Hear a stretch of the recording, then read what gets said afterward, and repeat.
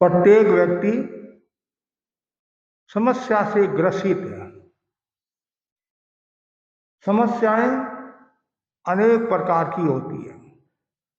शारीरिक समस्या, मानसिक समस्या, भावनात्मक समस्या, आर्थिक समस्या, बौद्धिक समस्या, व्यवसायिक समस्या, पारिवारिक समस्या, समाज की समस्या, देश की समस्या, खुद की समस्या, परिवार की समस्या। चारों ओर समस्या ही समस्या है। उस समस्या से व्यक्ति ग्रसित है। जब तक समस्या है तब तक दुख है, पीड़ा है, कष्ट है, क्लेश है। समस्या में सबसे जो खतरनाक जो समस्या है वो है भावनात्मक समस्या। इससे निजात पाना बहुत मुश्किल काम होता है। भावनात्मक समस्या से तात्पर्य है भावों की अशुद्धि। भाव अशुद्ध हुए, कषाय प्रबल हुआ। कषाय के 4 प्रकार बताए हैं: क्रोध, मान, माया, लोभ। कषाय का संबंध तत्व के अनुसार मोहनीय कर्म के साथ जुड़ा हुआ है। मोहनीय कर्म में भी चारित्र मोह के साथ जुड़ा हुआ है। अनंतानुबंधी क्रोध, अप्रत्याख्यान क्रोध, प्रत्याख्यान क्रोध, संज्वलन क्रोध। सरल भाषा में बताए, मंद क्रोध, मध्यम क्रोध और तीव्रतम क्रोध। ये क्रोध की समस्या बड़ी खतरनाक है। क्रोध के कारण कितने परिवार बर्बाद हो गए। क्रोध के कारण कितने जीवों ने आत्महत्या कर ली। क्रोध के कारण कितने लोगों ने शरीर का नुकसान पहुंचाया, परिवार का नुकसान पहुंचाया, समाज का नुकसान पहुंचाया। वो सुंदर क्रोध का अर्थ बताया गया है। क्रोध का अर्थ है दौड़ गए आग में दूसरों की तरफ। दौड़ गए आग में दूसरों की तरफ। दौड़ आए आग से अपनी ओर, वह है अक्रोध। क्रोध और अक्रोध। तो जो दूसरों की ओर दौड़ता है, समझना चाहिए वह क्रोध से ग्रसित है। और जो क्रोध के विषाणु होते हैं वो बड़े खतरनाक होते हैं। ज्ञानी जन कहते हैं आवेश में क्रोध के कीटाणु होते हैं। आवेश में क्रोध के कीटाणु होते हैं और आवेश में क्रोध के विषाणु होते हैं। मोहाविष्ट मानव यह नहीं समझता कि आवेश में प्रतिशोध के परमाणु होते हैं। आवेश में प्रतिशोध के परमाणु होते हैं। क्रोध को दावानल की संज्ञा से उपमित किया गया है। ज्ञानी जन कहते हैं बिच्छू का जहर अंग को तिल मिला देता है। बिच्छू का जहर अंग को तिल मिला देता है और सांप का जहर उमड़ते वृक्ष को हिला देता है। औरों के जहर के नुकसान की तो सीमा है, पर आदमी का जहर समूचे संसार को जला देता है। आदमी का जो जहर है समूचे संसार को जला देता है। सांप डसता है, एक बार व्यक्ति मरता है, और वो भी कोई जरूरी नहीं मरे। लेकिन क्रोध रूपी सांप जिसको डसता रहता है वो बार बार जन्म मरण करता रहता है। पहाड़ से कोई व्यक्ति गिरा, एक बार मरने की संभावना रहती है। क्रोध रूपी पहाड़ से जो गिरता रहता है वो बार बार जन्म मरण करता है, बार बार मृत्यु को प्राप्त करता है। जब तक क्रोध है तब तक व्यक्ति आत्मा का साक्षात्कार नहीं कर सकता। जैन दर्शन में 14 गुणस्थान बताए हैं और क्रोध है 90 गुणस्थान तक। उसके बाद में सूक्ष्म संप्राय लोभ का संज्वलन लोभ रहता है, बाद में वीतराग हो जाता है। लेकिन अभी हम वीतराग अवस्था में नहीं है, न 8वें गुणस्थान की अवस्था में है। 7वां गुणस्थान भी कभी कभी आता है। ज्यादातर साधु है वो 6ठे गुणस्थान में और श्रावक है सामान्यतया 5वें गुणस्थान में रहता है। यदि हम थोड़ा सा ध्यान दे तो हम कर्म भी कर सकते हैं, क्रोध को कम भी कर सकते हैं। कम करें उससे पहले क्रोध को समझना। क्रोधयति इति क्रोध है, जो क्रोध होता है उसका नाम क्रोध है। क्रोध क्यों आता है? सबको आता है। इष्ट का वियोग, अनिष्ट का संयोग होता है, तब क्रोध आता है। सरल भाषा में प्रिय वस्तु चली जाती है, अप्रिय वस्तु हाथ में आती है, तब क्रोध आता है। और सरल भाषा में मन के अनुकूल काम नहीं हुआ, मन के अनुकूल भोजन नहीं मिला, मन के अनुकूल किसी ने आपका कहना नहीं माना, मन के अनुकूल व्यापार नहीं हुआ, गुस्सा आ जाता है। फिर ज्ञानी जन कहते गुस्सा क्यों आता है? एक व्यक्ति को बहुत गुस्सा आता था और डॉक्टर के पास गया। डॉक्टर साहब मुझे गुस्सा बहुत आता है। तो डॉक्टर ने देखा, देखने के बाद में कहा तुम्हारे शरीर में विटामिन सी की कमी हो गई है, इसलिए तुम्हारे को गुस्सा आ रहा है। रंग चिकित्सक के पास में गया, वह बोला तुम्हारे शरीर में हरा रंग कम हो गया है, लाल रंग ज्यादा हो गया, इसलिए गुस्सा आ रहा है। वो वैज्ञानिक के पास में गया, वैज्ञानिक ने कहा अंतःस्रावी ग्रंथियां ठीक तरह से कार्य नहीं करी हैं, इसलिए तुम्हारे को गुस्सा आ रहा है। वही व्यक्ति एक्यूपंक्चर वाले के पास में गया कि शरीर में जो रीढ़ की हड्डी है, विद्युत का जो प्रवाह है वो अच्छी तरह से संचालित नहीं हो रहा है, उसमें गड़बड़ी है, तुम्हारे को गुस्सा आ रहा है। वही व्यक्ति घूमता घूमता आयुर्वेद के वैद्य के पास आया। वैद्य मुझे गुस्सा बहुत आता है।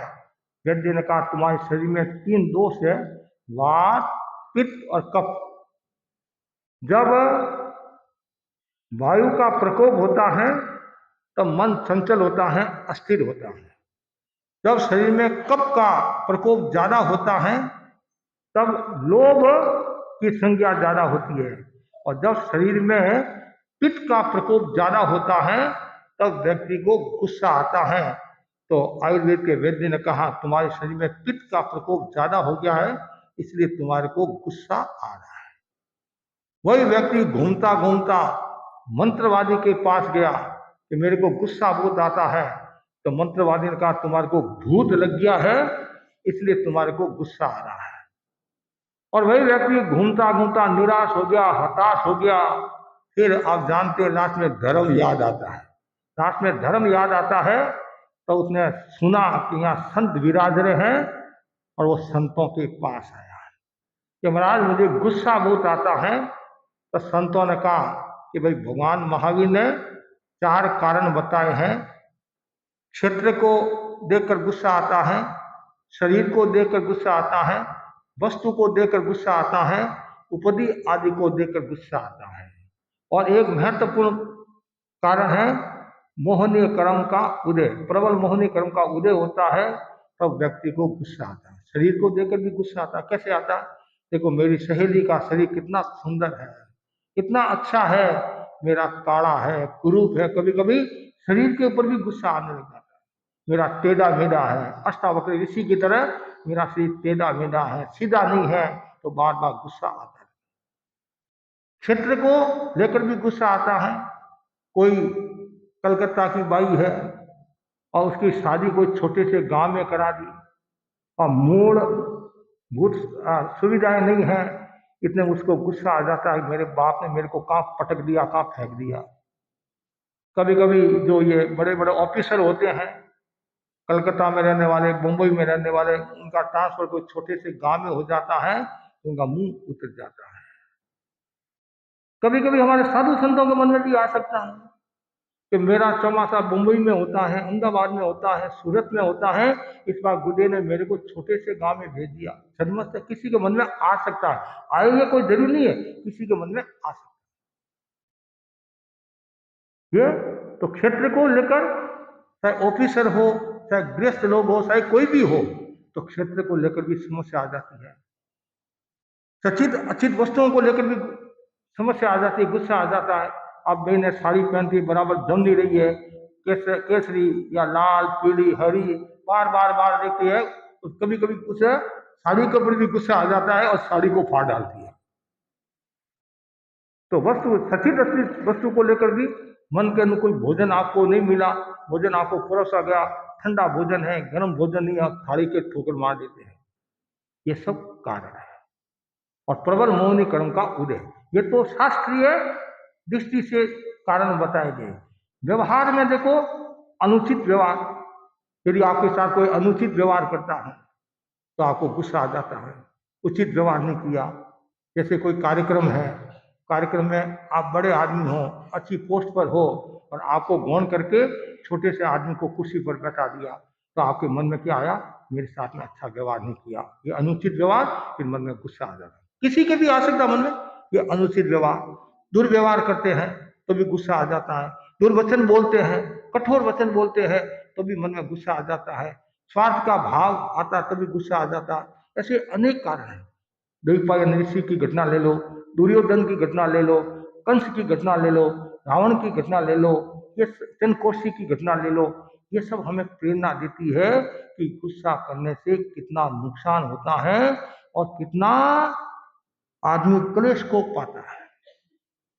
अब क्रोध का परिणाम क्या आता है, ये समस्या है, इतने कारण बताए, अब परिणाम तो आएगा ही नहीं।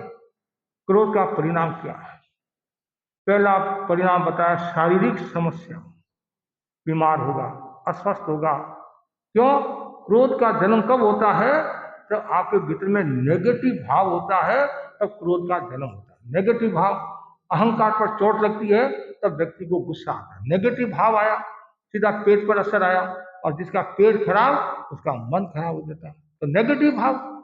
और शारीरिक समस्या में डॉक्टर भी कहता है, निरंतर यदि गुस्से में रहता है तो रक्तचाप की बीमारी, नसें फट जाती है, ब्रेन हेमरेज हो जाता है और लकवा हो जाता है। हमारा प्रवास बीकानेर हॉस्पिटल में था, हमारे बड़े संत मुनि मोहनलाल जी आमिर अस्वस्थ थे, बीमारी से ग्रसित थे। तो वहाँ एक जैन भाई, तेरापंथी भाई बहुत सेवा देता था, उसको लकवा हो गया, तो हम उसको हॉस्पिटल में दर्शन दिए। तो डॉक्टर पूनिया कैंसर विभाग के विशेष थे, वो विशेषज्ञ और मुख्य थे। उन्होंने कहा, महाराज ये सेवा खूब करता है, इनको आप थोड़ा समझाओ, ये गुस्सा बहुत करता है, इसका भाव था, ये लकवे से बच गया, नहीं तो ब्रेन हेमरेज हो जाता, नस फट जाती तो मृत्यु को प्राप्त हो जाता। कभी कभी देखते हैं, ठीक है, छदमस्त है, आपको भी आता है, मेरे को भी आता, कोई बड़ी बात नहीं है, लेकिन हमारा लक्ष्य है पर क्रोध से बचना चाहिए। यदि शारीरिक बीमारियां होगी तो वाकई ठीक होना मुश्किल हो जाता है। एक बार भी यदि बीमारी होगी, या शुगर की बीमारी होगी, ब्लड प्रेशर की बीमारी होगी, थायराइड की बीमारी होगी, अब अगर कोई बीमारी होगी तो उससे छुटकारा पाना बहुत मुश्किल है। दवाएं पर दवाएं चलती है, एक रोग को ठीक करती है और दूसरा रोग उभर कर आ जाता है। मानसिक परिणाम भी आता है, संताप, ताप, उत्ताप। वो हर समय संताप में रहता है, तनाव में रहता है, और जो तनाव में रहता है वो अलगाव में रहता है, मतलब परिवार से, समाज से अलग रहता है। क्यों? निरंतर यदि कोई व्यक्ति तनाव में रहता है तो परिवार वाले भी उनको ज्यादा मान सम्मान नहीं देते। क्यों? दिन भर तनाव में, कोई बात तनाव, डिप्रेशन अवसाद में रहता है। तो ये भी समस्या क्रोध के कारण मानसिक समस्या। तीसरा, भावनात्मक समस्या, परिणाम आता है, भाव अशुद्ध हो जाते हैं, भाव में मलिनता आ जाती है, विचारों में मलिनता आ जाती है और प्रतिशोध वैर का भाव पैदा हो जाता है। और व्यवहार में भी प्रतिष्ठा को धक्का लगता है। कोई व्यक्ति गुस्सा करता है तो आप उससे दूर रहते हैं। कभी कभी सभा संस्थाओं की गोष्ठी होती है तो कभी ऐसा सुनने में आता है, महाराज वो भाई नहीं आए तो अच्छा है, वो बहन गोष्ठी में नहीं आए तो अच्छा है, न तो वो काम करती है न काम करने देती है, बस रेडियो चालू हो जाता है तो चुप ही नहीं होता है। और इतना गुस्सा करता है, इतना गुस्सा करता है कि कोई बात यदि हो तब तो समझ नहीं आए, बस केवल इतना आग्रह होता है, उस आग्रह से कलह पैदा होता है, कलह से क्रोध और क्लेश का भाव। क्यों? कभी कभी तानाशाही का रूप आ जाता है, सभा संस्था में भी तानाशाही का रूप आ जाता है कि जैसा मैं कहूंगा वैसा ही आपको करना पड़ेगा। ये जो रूप आता है उसे क्रोध, और क्रोध के कारण नुकसान हो जाता है। तो व्यवहार में भी एक प्रतिष्ठा को धक्का लगता है, परिवार में भी आपका मान सम्मान कम हो जाता है। एक व्यक्ति यदि शांत है, प्रशांत है, उशांत है, उसका मूल्य ज्यादा होगा, और व्यक्ति व्यक्ति यदि क्रोधी है तो उसका मूल्य कम होगा। तो ये मतलब व्यवहारिक दृष्टि से, पारिवारिक दृष्टि से भी नुकसान, आध्यात्मिक दृष्टि से सम्यक्त्व का नुकसान होता है। यदि आप तीव्र क्रोध की अवस्था में हैं, अनंतानुबंधी क्रोध की अवस्था में हैं, तो फिर आपके पास में सम्यक्त्व कहाँ से रहेगा, कहाँ से? तीव्रतम। कभी कभी हम देखते इतना गुस्सा कि महाराज मैं मर जाऊंगा लेकिन खमत खावड़ा नहीं करूंगा, चाहे मुझे दुर्गति में जाना पड़े। उदयी राजा अभिषेक कुमार की घटना आपके सामने है। उदयी राजा ने कहा सबसे खमत खावड़ा, बेटे से भी खमत खावड़ा, लेकिन अभिषेक कुमार क्या बोला? सब जीवों से खमत खावड़ा बाप को छोड़कर। अब बोलो आप, कितना नुकसान होता है। तो क्रोध तो नुकसान ही करता है। आचार्य महाप्रज्ञ जी की सन्निधि में परीक्षा ध्यान शिविर लगा, उन्होंने क्रोध की चर्चा की।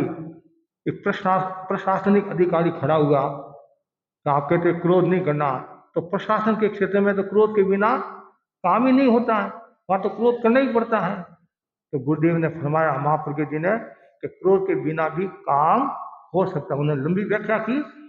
कभी कभी क्या होता है, आचार्य महाप्रज्ञ जी की अवधारणा ये थी, हमारा काम मित्र शब्दों से हो जाता है, शांत व्यवहार से हो जाता है, तो फिर गुस्सा करने की क्या आवश्यकता है, गुस्सा करने की क्या आवश्यकता है। लेकिन कभी कभी ऐसा होता है, कोई नहीं मानता है तो आप उत्तेजना के क्षणों में या उत्तेजना के शब्द बोल देते हैं, उसे कभी कभी माहौल गड़बड़ा जाता है, माहौल दूषित हो जाता है। तो ये ध्यान में रखने की बात है कि क्रोध के कारण कितना नुकसान होता है। हमारे बड़े संत फरमाते थे, क्रोध में 3 काम नहीं करना। क्रोध में बोलना नहीं, क्रोध में खाना नहीं, और क्रोध में कोई कार्य नहीं करना है। आप यदि क्रोध में बोलोगे तो संबंध टूट जाएंगे, क्रोध में खाओगे जहर हो जाएगा, क्रोध में कार्य करोगे नुकसान हो जाएगा। छोटे छोटे उदाहरण हैं कि जो क्रोध करते उसका क्या परिणाम आता है। गुजरात की बात है, आगे दुकान पीछे घर। पुराने समय में ऐसे होता था, आगे दुकान पीछे घर।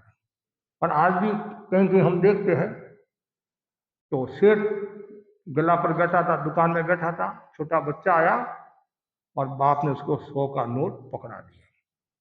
ये बाप की गलती है, 100 का नोट क्यों पकड़ा? मैं तो आपको कहना चाहता हूं, बच्चों की उचित आवश्यकता की पूर्ति करना माँ बाप का एक नैतिक कर्तव्य होता है। अनुचित आवश्यकता की कभी पूर्ति नहीं करना।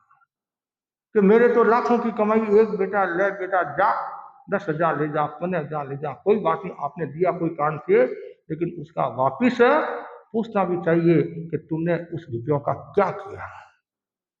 एक बार यदि वो गलत रास्ते चला गया, वापिस सही रास्ते आना मुश्किल है। तो बच्चे को 100 का नोट दिया, छोटा बच्चा था, समझता कुछ था नहीं, उसने कागज समझकर 100 के नोट को फाड़ डाला। जैसे ही फाड़ा और शेर को गुस्सा आ गया। और आप जानते हैं गुस्से में कोई भान नहीं रहता है। क्रोधी शराबी भुल्लकर ये तीनों ही भाई है, क्रोधी शराबी भुल्लकर तीनों ही भाई है। इतना गुस्सा आया और पास में लकड़ी पड़ी थी, ली हाथ में और बच्चे के दे सिर पर। इतनी जोर से मारी, बच्चा नीचे गिर पड़ा। सामने एक पत्नी खड़ी थी, वह बोली तो पुत्र हंता है, कसाई है, बाप है, क्या है? उसको आया गुस्सा, पास में पड़ा था मुसर, लिया हाथ में और दे सेठ के सिर पर, इतना जोर से मारा, सेठ नीचे गिर पड़ा। और सेठ को और ज्यादा गुस्सा आया, पास में पड़ी थी लोह की छड़ी, ली हाथ में, दे सेठानी के सिर पर, और तीनों ही थोड़ी देर के बाद में मृत्यु को प्राप्त हो गई। ये घटित घटना है, काल्पनिक घटना नहीं है। दूसरी घटना आती है, घर में चूल्हा था, पुराने समय में चूल्हे थे, और आज तो गैस है, इसलिए घर घर में गैस की बीमारियां शुरू होगी। क्या गैस की बीमारियां शुरू होगी?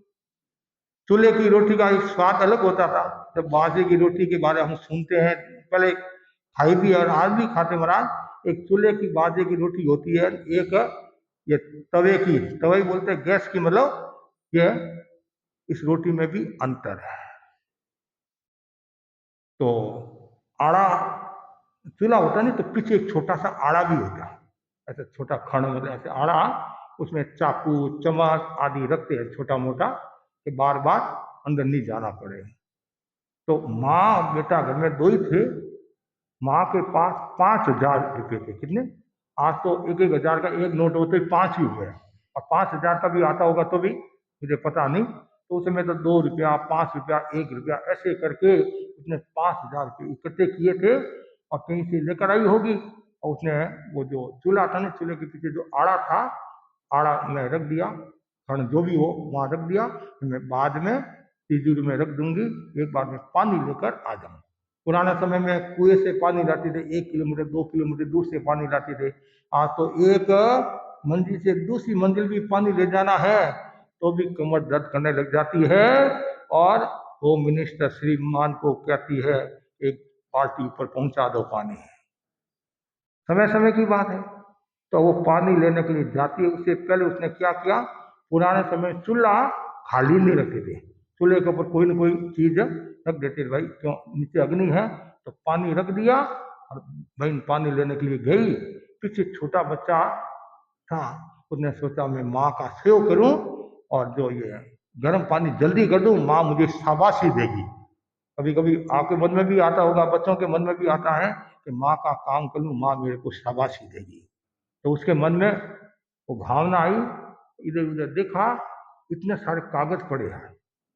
तो बच्चे, छोटा बच्चा था, वो तो नहीं समझता था, वो नहीं समझता था कि ये रुपये है, कागज उसको, उसके बाद वो कागज थे। आज मेरे सामने कोई हीरा रखे, कांच और हीरा, मतलब है, तो जानकार तो जल्दी तो बता देगा कि भाई ये हीरा है और ये कांच का टुकड़ा है। और जो नहीं जानता है उनके लिए हीरा और कांच कभी कभी एक बराबर भी हो जाता है। तो उसने क्या, सारे के सारे नोट आग में डाल दिए, और खुश हुआ, आग तेज होगी, इतना खुश हुआ, फटाफट गर्म पानी हो रहा है, गर्म पानी हो रहा है, गर्म पानी हो रहा है। इतने में माँ पानी लेकर घर में प्रवेश करती है, और तत्काल देखती है कि आग तेज कैसे हुई है, ये आग तेज किसने की, मैंने तो आग तेज की नहीं है। और उसकी नजर सीधी उस खंड जो आला था वहां पर पड़ी, और एक भी रुपया नहीं।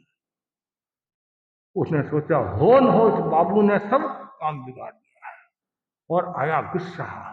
उस समय माँ यदि शांति रखती तो कोई समस्या नहीं, मेरा एक ही बेटा, कोई बात नहीं, वापिस कमा देंगे। लेकिन जब गुस्सा आता है, जब बेटा बेटा कोई नजर नहीं आता है, इतना गुस्सा आया, और पानी को नीचे रखा, और इतनी तेज आग थी, उस पानी को भी नीचे रखा।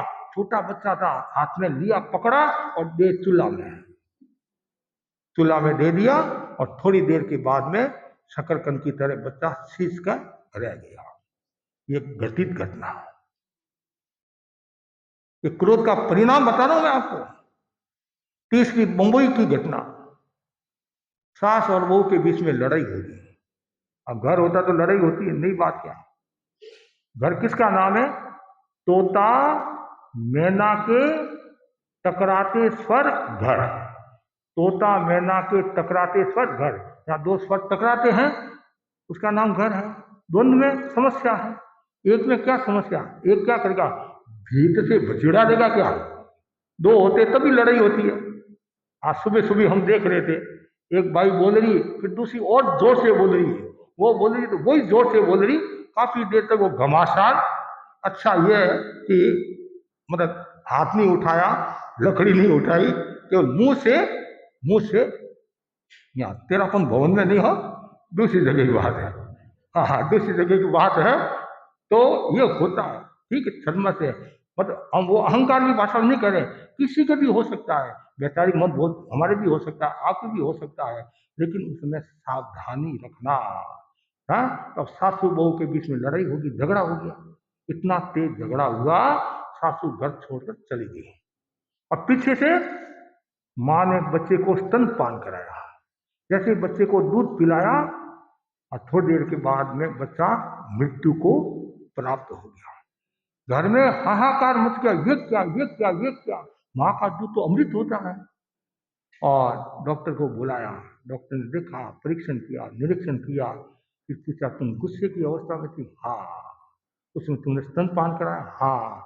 वो जो अमृत था वो जहर हो गया, बच्चा मृत्यु को प्राप्त हो गया, विषाणु कीटाणु हो गया। चौथी जो घटना है, माँ और बेटी जा रही थी, और बेटी ने कहा, छोटी लड़की थी, कि मेरे को बिस्कुट दिला। माँ ने कहा अभी पास में पैसा नहीं है, घर जाएंगे पैसा दे दूंगी तुम्हारे को, और तुम बिस्कुट का पूरा लेकर खा लेना। अब बच्चे हैं, जिद्दी तो होते ही है, बच्चे छोटे बच्चे, एक बार का, दो बार का, तीन बार का, और ज्यादा बार के कभी कभी गुस्सा भी आ जाता। गुस्सा आया, माँ को इतना गुस्सा आया, रोड से चले थे, माँ ने एक चांटा मारा, बच्ची नीचे गिर पड़ी, और मोटरसाइकिल वाला आया, ऊपर से चलाकर रवाना आगे बढ़ गया। ये चौथी घटना, ये आपके ध्यान में है या नहीं? लेकिन भगवान अरिष्टनेमि के शासनकाल की घटना आती है, द्वैपायन ऋषि की घटना है। द्वैपायन ऋषि मतलब राजकुमार उनको छेड़ते हैं और वो तकलीफ देते हैं, तो उसने द्वैपायन ऋषि ने कितना गुस्सा किया, उसके कारण वो मरकर अग्नि कुमार देवता बने हैं। चंद्रकोशी की घटना ले लो, पूर्व भव में वो गुरु थे, आचार्य थे, गुस्सा किया, उसका क्या परिणाम आया।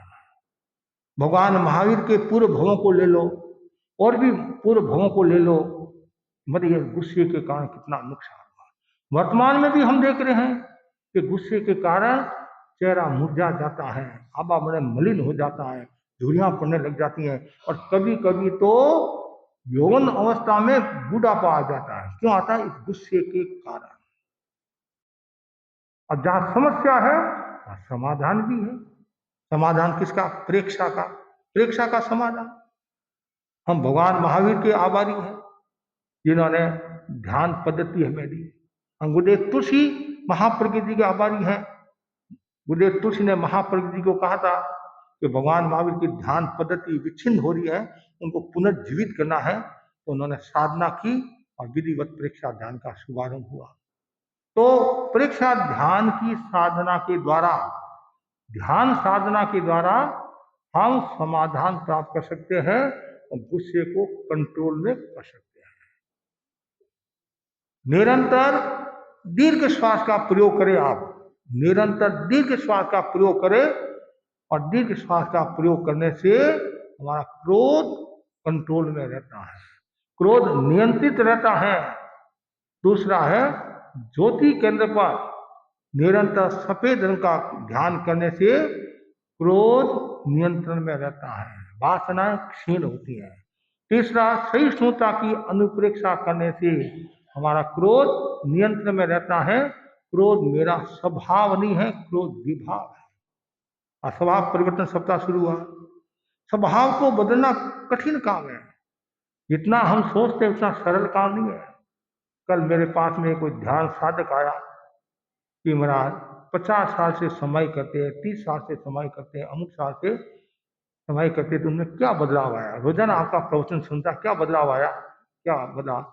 चाहे नैतिकता के मामले में लो, चाहे और किसी के मामले में लो, कहते तो हम धार्मिक है, अध्यात्म का उनमें है, लेकिन हम कहते हैं एक दिन में आदमी बदलता नहीं है, और समय लग जाता है, भाव लग जाते हैं।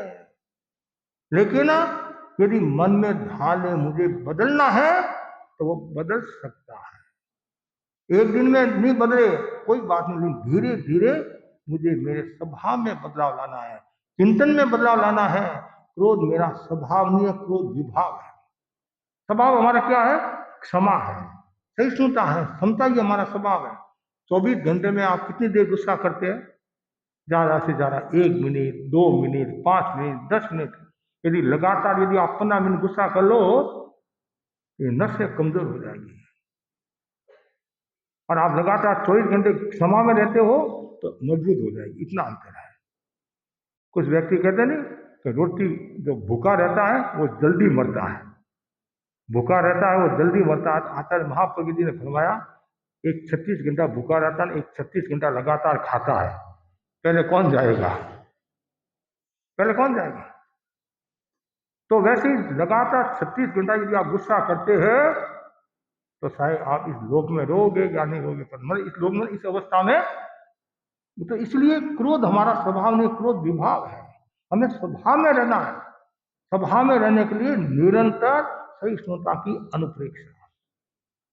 शशांक आसन, आसन में शशांक आसन करने से हमारा क्रोध नियंत्रण में रहता है। और उत्तान पादासन, एक है उत्तान पादासन, पाद हस्तासन। पाद हस्तासन का प्रयोग करने से क्रोध नियंत्रण में रहता है। ऐसे कई प्रयोग हैं। नमो अरहंतान का जाप करने से क्रोध नियंत्रण में रहता है। ओम शांति प्रशांति सर्व क्रोधोपशमनी स्वाहा, ऐसा भी कहा जाता है। 21 बार को बोलना, फिर ऐसे मुंह पर हाथ फेर देना, ऐसा भी कहा जाता है। तो जप के द्वारा, तप के द्वारा भी हम क्रोध को नियंत्रित कर सकते हैं। तप के द्वारा कैसे? छोटे छोटे त्याग। तपस्या के द्वारा भी हम क्रोध को नियंत्रण कर सकते हैं। तामसिक भोजन का त्याग कर लो, अभक्ष्य पदार्थों का त्याग कर लो, मिर्च मसालों का त्याग कर लो, उत्तेजना वाले पदार्थों का त्याग कर लो, तो धीरे धीरे क्रोध आपके कंट्रोल में आ जाएगा। और व्यवहारिक बातें भी बता सकता हूं आपको। जैसे आपको गुस्सा आ रहा है, नाक को पकड़ लो, बंद कर लो नाक को। नाक को कौन पकड़ता है? आपने पकड़ा नाक को? पकड़ा आपने? जमाई को। मैंने होशियार है। और जब जमाई तोरण पर आता, शादी होती नहीं, तो उस समय सासू जी कहते और झुको, और झुको, कहते नहीं, और नीचे आओगे तब तो नाक पकड़ोगे। तो आप तो एक बार झुकाते हैं और जमाई जिंदगी भर तक आपको झुकाता रहता है। जब परिणाम तो आएगा ही आएगा। तो जब गुस्सा आए नाक को पकड़ लो, जब गुस्सा आए आंख को बंद कर लो, जब गुस्सा आए जीभ को तालू के लगा दो, जब गुस्सा आए जीभ को अदर कर लो, गुस्सा आए उल्टी गिनती शुरू कर लो, गुस्सा आए कुछ कहते पानी पी लो, गुस्सा आए माथा पर थोड़ा सा पानी डाल दो। ये सब नहीं होता तो वहां से स्थान छोड़ दो। कहना तो सरल है। जब देवता आता है, इसने मेरे को गाड़ी दी है, वापिस में डबल गाड़ी नहीं दो तो मेरी माँ ने सूठी क्या खाई है। आप कहते हैं महाराज शांति रखो, शांति रखो, शांति रखो, वो कठिन काम है। फिर भी यदि आप मन में धार लो कि मुझे शांति रखना है, क्षमा का विकास करना है, तो जरूर आपको सफलता मिलेगी। ये इतने परिणाम है। ध्यान, साधना, जप, स्वाध्याय, सत्संग, प्रवचन सुनो। प्रवचन सुनते सुनते आपके स्वभाव में परिवर्तन आ जाएगा। अरे कम से कम 1 घंटा मेरे यहाँ बैठे हो, उसमें तो गुस्सा नहीं आएगा नहीं। 2 घंटा बैठे, उसमें इतना तो मुझे विश्वास है। कोई भाग्यशाली हो तो अलग बात है, तो अलग बात है। नहीं तो सामान्यतया ऐसे कभी कभी हमारे सामने भी श्रावक ऐसे कर लेते हैं, ऐसे कर लेते हैं, वो अलग बात है। नहीं सामान्यतया मतलब संतों के ठिकाने आओगे तो शांति रहो। तो ऐसे बार बार अनुप्रेक्षा करते रहो, अनुप्रेक्षा कि मेरे क्रोध के कारण मेरा भी नुकसान हो रहा है, परिवार का भी नुकसान हो रहा है, समाज का भी नुकसान हो रहा है, मुझे क्रोध को कंट्रोल में करें। स्वाध्याय। अब महापुरुषों को याद करो, भगवान विश्व को याद करो, भगवान महावीर को याद करो। भगवान महावीर के दिन में कितने कष्ट आए, उन्होंने कितनी तकलीफें भोगी, फिर भी उन्होंने समता, कितने कष्ट आए, चाहे संगम का ले लो, कठपुतनी कठपुतना देवी का ले लो, भालों का ले लो, और भी उनके पीछे कुत्ते भगाए गए और फांसी के फंदे पर लटकाया गया, सब कुछ किया, फिर भी समता समता समता। चंद्रकोशी की घटना ले लो, और भी घटना ले लो, समता, उसका परिणाम आया, उनको केवल ज्ञान आ गया। बार बार उनको याद करो, नेतार्य मुनि को याद करो, घस्सु कुमार मुनि को याद करो, आचार्य भिक्षु को याद करो, मुक्के मारे, ठोले मारे, छाती में सब कुछ किया, गाड़ियां दी, अब हाँ मेरे, तो भी उन्होंने गुस्सा नहीं किया, उन्होंने नेगेटिव नहीं पॉजिटिव भाव का विकास किया। अच्छा, तुलसी का जीवन दर्शन पढ़ो, महाप्रकृति का जीवन दर्शन पढ़ो, वर्तमान में आचार्य महासमुद्र जी को देखो, कितने शांत है, कितनी विकट परिस्थितियां आती है, बाह्य परिस्थितियां भी आती हैं, भीतरी परिस्थितियां भी आती हैं, कभी कैसी स्थितियां आती हैं, तो भी समता, चेहरे पर हमेशा प्रसन्नता का भाव। महापुरुषों को याद करो, साहित्य पढ़ो, अच्छा अच्छा साहित्य पढ़ो, और इसे करते करते आपके जो क्रोध का जो भाव है वह धीरे धीरे कम होता जाएगा। शुक्रात की घटना आपके सामने है, संत तुकाराम की घटना आपके सामने है, एकनाथ की घटना आपके सामने है, किस प्रकार उन्होंने समा की साधना की, समता की साधना की। चाहे दयानंद सरस्वती की घटना ले लो, और भी महापुरुषों की घटना ले लो, तो बार बार हमें ये ध्यान देना है, गुस्सा मेरा स्वभाव नहीं है, गुस्सा विभाव है, और मुझे निरंतर प्रेक्षा की साधना करना है, ये समाधान है। प्रेक्षा ध्यान की साधना करने से हमारे जीवन में बदलाव आता है, हमारा जीवन निर्मल और पवित्र हो जाता है। देखो, गुस्सा यदि आप करोगे तो आ जाएगा। कभी कभी कहते हैं, हमारे विचारक ने कहा है, गुस्सा आता नहीं है, गुस्सा आता नहीं है, गुस्सा करते हैं, है ना, गुस्सा करते हैं, आता कहाँ से, पियर से आया क्या, ससुराल से आया, गुस्सा करते हैं, गुस्सा करते हैं, तो गुस्सा करना नहीं है। गुस्सा करोगे तो आपका ही नुकसान होगा, समाज का, परिवार का नुकसान होगा। तो बार बार ये भावना भाव तो मुझे गुस्सा नहीं करना है। ये क्रोध भी एक प्रकार का नशा है।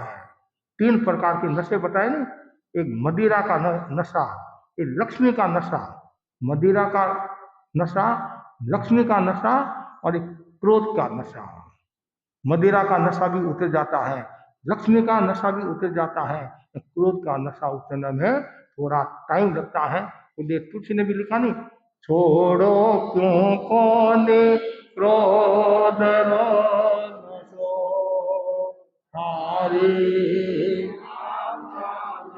लोहे रो पारे, छोड़ो क्यों क्रोध नशो हारी अकबक रे पड़ गे वो जाने काले नाग जो दसो क्रोध पढ़ो धुन गुण दुनिया में घट घट में बस मारो। जिन घट में नहीं क्रोध निवासी, जिन घट में नहीं क्रोध निवासी, वो नर जगत से कारो छोड़ो क्यों कोने क्रोध नशो, छोड़ो क्यों कोने क्रोध नशो। ये क्रोध का नशा बड़ा खतरनाक होता है, इसलिए क्रोध को कंट्रोल में करना जरूरी है। और जितना ज्यादा क्रोध को कंट्रोल में करोगे उतना ही आपको लाभ मिलेगा। अनुप्रेक्षा करो, दस्यकारी सूत्र में कितना सुंदर का है, ओहो पिंग पणासी, क्रोध से प्रीति का नाश होता है, प्रेम भाव का नुकसान होता है। क्रोध को यमराज का है, पिशाच का है, भूत का है, राक्षस का है। अब उस क्रोध को कैसे हम कम करें, किसके द्वारा कम करें, वो समय हने को हम, अर्थात उपशम के द्वारा हम क्रोध को कम करें। आराधक कौन, विराधक कौन? जो उपशम की साधना करता है वो आराधक है, जो उपशम की साधना नहीं करता है और विरागक है। उपशम के द्वारा बार बार भावना भाते दो। मैं उपशम की साधना, क्रोध मेरा स्वभाव नहीं है, मुझे अक्रोध की साधना करना, अक्रोध की साधना करना है। भगवान महावीर के पास में दमसार नाम का एक मुनि आया, दमसार नाम का एक मुनि आया। केंगला की घटना है और चंपापुरी के अंतर्गत। मुझे केवल ज्ञान कब होगा, क्या प्रश्न किया, केवल ज्ञान कब होगा? तो भगवान ने कहा केवल ज्ञान तो तुम्हारे को एक प्रहर में हो सकता है, लेकिन तुम्हारे विचार स्थिर नहीं रहेंगे, तुम्हारे को गुस्सा आ जाएगा, इसलिए संभव है एक सप्ताह के बाद में तुम्हारे को, मतलब एक सप्ताह की बात है, तुम्हारे को केवल ज्ञान हो जाएगा। तो जैसे का एक प्रहर में मेरे को केवल ज्ञान हो जाएगा। अब मुझे विचार को स्थिर रखना है, कैसी भी परिस्थिति आ जाए मुझे क्रोध नहीं करना है। संभवतः माँ समय की तपस्या का पालना था, वो पालना के लिए गया और संभवतः रेत का मीना, चिलचिलाती धूप, रेत बहुत थी और जा रहा था, साथ में दूसरा कोई भाई नहीं था। और रास्ता भटक गया। तो एक व्यक्ति मिला, बोल उससे पूछा भाई मेरे को अमुक नगर में जाना है, आप मेरे को मार्ग बता दो। वो जो व्यक्ति था वो संतों का द्वेषी था, विरोधी था और मिथ्या दृष्टि वाला था। और जैसे ही संतों को देखा, मार्ग पूछा, उसके मन में आया आज मौका है इनको भटका दे कि महाराज ये रास्ता इधर जा रहा है, आप जिस गांव का पूछ रहे हैं। और जैसे वो रेत के टीपे के ऊपर चढ़े और आगे बढ़ने लगे, अरे ये रास्ता तो दूसरा है और इधर तो पैर जल रहे और ये भी जल रहा मतलब। और जैसे ये कहा, अरे इसने नालायक ने मेरे साथ में धोखा किया और गुस्सा आया और अभी इसका सिर को छेदता हूं। तो पैर जल रहे, मन में वो आया। फिर जैसे वृक्ष के नीचे आया, अरे समणो हूं, मैं तो साधु हूं, भगवान ने कहा था, वो बात सही निकल गई।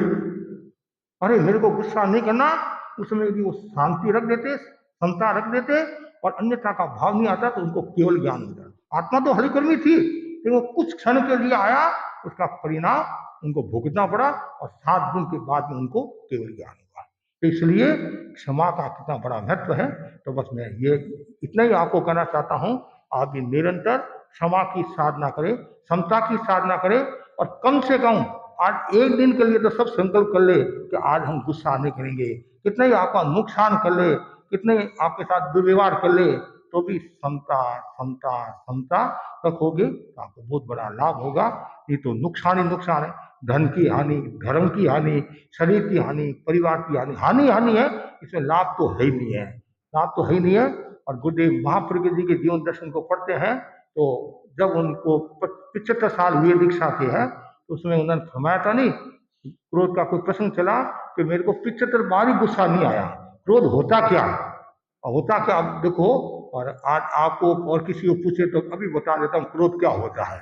लेकिन महापुरुषों को याद करो कि मुझे हमेशा क्षमा की साधना करना है, हमेशा भीतर में रहना है, अपने दोषों को देखना है, अपनी खामियों को देखना है, और जिससे मेरी आत्मा शुद्ध बुद्ध मुक्त हो जाए, इसी आशा के साथ ओम आनंद।